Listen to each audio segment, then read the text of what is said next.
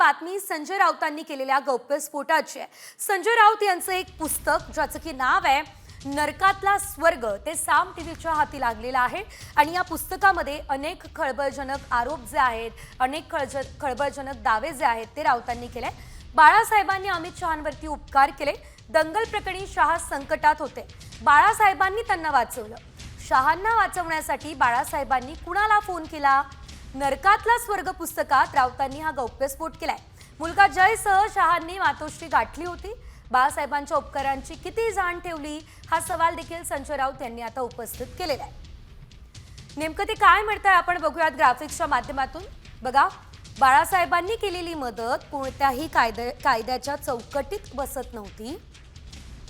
गुजरातमधून शहा तडीपार होते, सीबीआयनं कारवाईचा फास आवळला होता।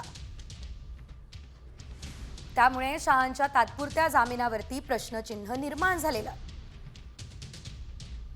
बाळासाहेबच मदत करू शकतात असं शहांना कुणीतरी सुचवलं होतं। अमित शहांनी लहान जय शहाला घेऊन लगेचच मातोश्री गाठली। शहांनी गुजरात दंगलीत हिंदुत्वासाठी केलेल्या कामाची शिक्षा आपल्याचं कुटुंब भोगत असल्याचं या दरम्यान सांगितलं। मी अडचणीत आहे, अमुक न्यायमूर्तींसमोर केस सुरू आहे, तडीपार वगैरे हे सगळं काही त्यांनी सांगितलं। मी काय करू? बाळासाहेबांनी अमित शहा यांना हा प्रश्न विचारला। आप बात करेंगे तो न्यायमूर्ती आपकी बात मान लेंगे असं अमित शहांनी बाळासाहेब ठाकरे यांना सांगितलं। तुमचा शब्द ते खाली पडू देणार नाही असं या दरम्यान शहा म्हणाले। शहांकडून विषय समजून घेतल्यानंतर बाळासाहेबांनी एक फोन केला। कुणाला फोन केला हे नैतिकतेला धरून नाही असं देखील राऊत म्हणत आहे।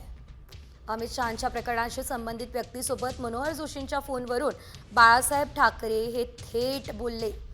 त्या एका फोननं अमित शहा यांच्या जीवनातल्या आणि राजकीय प्रवासातल्या बहुतेक अडचणी ज्या आहेत त्या दूर झालेल्या असं सुद्धा या दरम्यान संजय राऊत यांनी लिहिलंय। शहांनी पुढे काय केलं हे मात्र साऱ्या जगानं पाहिलंय। शिवसेना आणि ठाकरे कुटुंबाशी ते निर्घुणपणे वागले असं ते म्हणताय। ईडी कोठडी संपवून न्यायालयीन कोठडी म्हणजे आर्थर रोड जेलच्या दिशेने जाताना हे सगळं काही आठवत होतं।